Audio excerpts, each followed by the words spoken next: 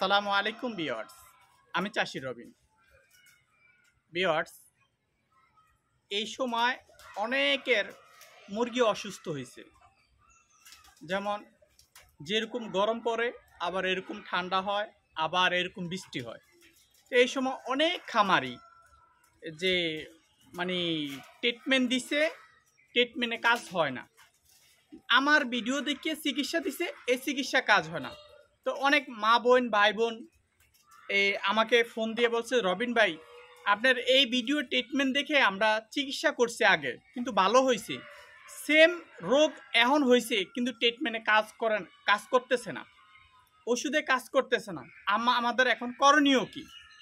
তো মেডিসিন যে কাজ করে না, কী জন্য কাজ করে না, কি কি সমস্যার কারণে এই কাজগুলো হয় না, তো এই বিষয়টি আজকে সুন্দর করে তুলে ধরবো। যদি এই বিষয়গুলি যদি আপনারা জানেন বুঝেন, তো সামনে দিয়ে কেয়ার হয়ে চলতে পারবেন, বা সচেতন হয়ে আপনি মেডিসিনগুলো ব্যবহার করলে ইনশাল্লাহ আপনার যে কোনো রোগে চিকিৎসা করলে ভালো হবে। মেডিসিন ব্যবহার করবে, ইনশাল্লাহ ভালো একটা রেজাল্ট পাবেন। আর এই সময় এমন কোনো খামারি যে নাই যে তার অসুস্থ হবে না, এমন কোনো খামারি করতে পারবে না। আমারও হয়েছে ইনশাল্লাহ, আমার এই যে মুরগিগুলোও হয়েছে। আমার এই মুরগিগুলো ইনশাল্লাহ অনেক সুস্থ হয়ে গেছে, 2-3 দিন মেডিসিন খাওয়াইছি, ভালো হয়ে গেছে। কারণ এখন বলি যে কি কি কারণে যে মেডিসিনগুলো কাজ করে না। তো ভিউয়ার্স, ভিডিওটা সম্পূর্ণ যদি দেখেন, মনোযোগ সহকারে যদি দেখেন, তো ইনশাল্লাহ এখান থেকে অনেক কিছু শিখতে পারবেন। এই শিক্ষাটা আপনার অনেক বড় উপকার হবে। তো ভিউয়ার্স, কি কারণে মেডিসিনে কাজ করে না? ফার্স্ট হলো যে অনেক মা বোনেরা যে মেডিসিন কিনতে যায়, যেমন ভেটেরিনারি দোকানে যায়, বা যে দোকানে মেডিসিন বিক্রি করে এই দোকানে কিনতে যায়।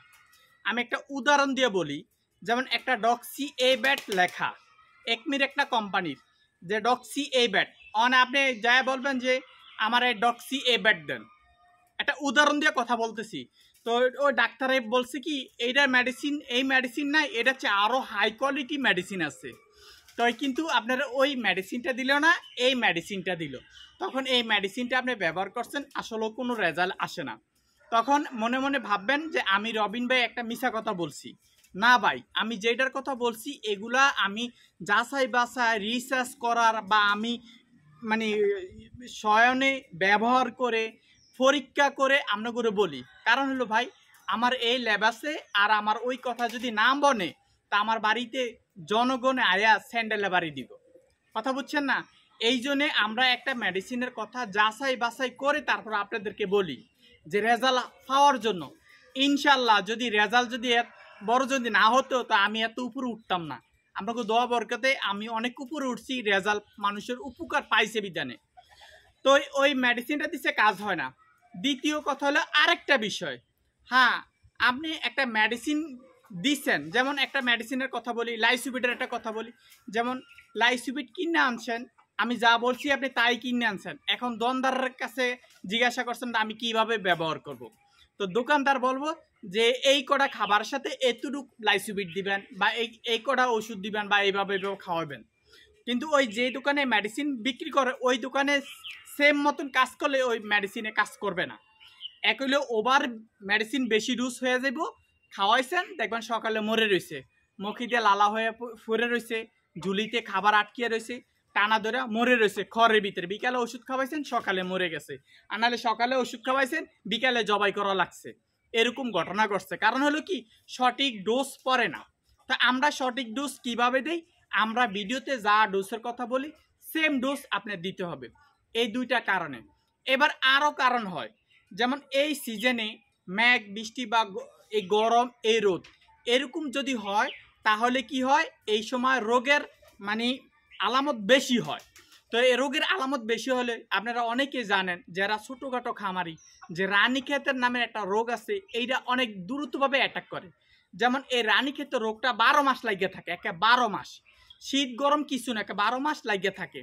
শুধু বার্ড ফ্লু দুইটা সময় লাগে আসে, বার্ড ফ্লু দুইটা রোগে আসে। যখন শীত চলে যায় এরকম সময় আসে, তখন গরম চলে যায় এরকম সময় আসে এই বার্ড ফ্লু রোগটা। আর যেটা রানীক্ষেত এটা সব সময় থাকে। তো অনেক খামারি যে যদি নর্মালি যদি রোগ হয় তাহলে মেডিসিনে কাজ করে, আর যদি হাই কোয়ালিটিভাবে যদি রোগ হয় তাহলে কখনো কাজ করে না। তাহলে এটা হলো রানীক্ষেত। রানীক্ষেত হলে যদি এটা একটা ভাইরাসের লক্ষণ, তো ভাইরাসটা কিভাবে বুঝবেন? যেমন আপনি একটা মুরগি অসুস্থ হয়েছে, তো এই মুরগিটার আপনি মেডিসিন ঠিকই আমার ভিডিও দেখে আপনি মেডিসিন গুলিয়ে দিছেন, কিন্তু দেখতেছেন কিছুক্ষণ পরে বা কিছু 2-1 ঘন্টা পরে বা 3-4 ঘন্টা পরে দেখতেছেন আরেকটা মুরগি হয়েছে সেম রোগ, আমার আরো 2-3 ঘন্টা পরে দেখছেন আরেকটা সেম রোগ, বা আবার এক রাত চেঞ্জ হয়েছে মতন দেখছেন আপনার 4-5টা হয়ে গেছে, তাইলে আপনি 100-100 ভাবতে হবে এটা একটা রানীক্ষেত বা রানীক্ষেত বা এটা একটা ভাইরাস, যে কোনো একটা ভাইরাস এই রোগে আক্রমণ করছে। তো ভাই ভাইরাসের কারণেও অনেক সময় মেডিসিনে কাজ করবে না। তো এই ভাইরাস টেক আপ দিতে হবে, জীবাণুনাশক স্প্রে ব্যবহার করতে হবে, ভাইরাসের কি কি মেডিসিন আছে এগুলা ব্যবহার করতে হবে। এই একটা ভুল। আরেকটা ভুল হলো যে আমরা অনেকেই মা বোন অনেকেই ভ্যাকসিন ব্যবহার করি না। তো ভ্যাকসিন না ব্যবহার করলে এখানে দুইটা কারণ হয়ে যদি থাকে, আপনি যদি রানীক্ষেতে ভ্যাকসিন ব্যবহার করেন, যদি প্রাথমিক কোনো যদি রোগে আক্রমণ করে এইটার সলিউশন অনুযায়ী যদি মেডিসিন ব্যবহার করেন তাহলে সুন্দর মতন কাজ করবে ওষুধে। একখান দিয়ে রানীক্ষেতে সাপোর্ট দিব, ভ্যাকসিনে সাপোর্ট দিব, আরেক দিক দিয়ে মেডিসিনে সাপোর্ট দিব, তো দুইটা সাপোর্টে আপনার রোগটা ভালো হয়ে যাবে। আর যারা ভ্যাকসিন করেন নাই এই সময় যদি আপনি মেডিসিন ব্যবহার করেন তো এটা আরও অসুস্থ হতে পারে, মারা যাওয়ার সম্ভাবনা অনেক বেশি থাকতে পারে, বা আপনার আশেপাশে যতগুলো মুরগি আছে বা ওই খামারে যতগুলো মুরগি আছে সবারই অ্যাটাক করার মানে অ্যাটাক হতে পারে বা সমস্যা আরও বেশি হতে পারে। তাই এই ভ্যাকসিনের কারণেও এরকম রোগ এই মেডিসিনে কাজ করে না। এই ভ্যাকসিন যারা ব্যবহার না করে এই ভ্যাকসিনের কারণে অনেক সময় এই মেডিসিনে কাজ করে না, অন্য অন্য মেডিসিনে কাজ করে না। এই একটা। আরেকটা হতে পারে যেমন এই যে রোগ প্রতি ক্ষমতা, বা এই রোগ প্রতি ক্ষমতা নিয়ে আমি অনেকগুলা ভিডিও করছি। যারা সবসময় আমার ভিডিওগুলো দেখছেন ইনশাল্লাহ আমি প্রথম কথার থেকে বুঝতে পারছেন যে রোগ প্রতি ক্ষমতাটা কি।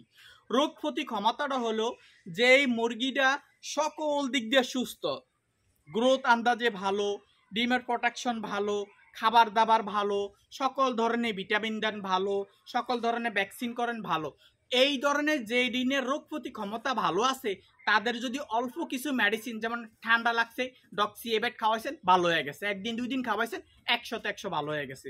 আর যাদের এই মানে এই রোগ প্রতি ক্ষমতা নাই, আপনি যদি হাই অ্যান্টিবায়োটিক যদি ব্যবহার করেন তাহলে আপনার এই মুরগিটা মারা যাওয়ার সম্ভাবনা বেশি থাকবে। রোগ প্রতি ক্ষমতা যে মুরগিগুলোর না থাকবে এই মুরগিগুলোর রোগ প্রতি ক্ষমতা করে নিতে হবে। কিভাবে করে নিতে হবে? যেমন আমার অনেকগুলা ভিডিও আছে কোন কোন সময় কোন কোন ভিটামিন ব্যবহার করতে হবে, কোন কোন সময় কোন কোন ভ্যাকসিন ব্যবহার করতে হবে, কোন কোন সময় কৃমির ওষুধ ব্যবহার করতে হবে, এরকম আমার অনেকগুলা ভিডিও আছে। এই ভিডিও থেকে দেখলেও আপনি বুঝতে পারবেন যে রোগ প্রতি ক্ষমতাটা কি কি হতে পারে। তো ভিউয়ার্স এই এই বিষয়গুলোর কারণে অনেকের মেডিসিন কাজ করে না। যেমন আমি একজন ছোট খামারি, আর যারা অনেক বড় বড় খামারি যে এই সময় অনেক সময় দেখছেন ফেসবুকে দেখছেন বার্ড ফ্লু মুরগিতে অনেক সময় মারা গেছে, আর এই বার্ড ফ্লুর রোগও মানুষের ভিতরে পাওয়া গেছে। তো হেরা বিশাল বড়, মাত্র একটা বার্ড ফ্লুর একটা খামারে মুরগির 14,000 মুরগি মারাই গেছে, তার ওই খামারে কত হাজার মুরগি হতে পারে? অর্ধেক মুরগি 14,000 মুরগি বার্ড ফ্লুয়ে মারা গেছে, আর ওই খামারটা কত বড় হতে পারে, তার পরিচর্যাটা কত বড় হতে পারে?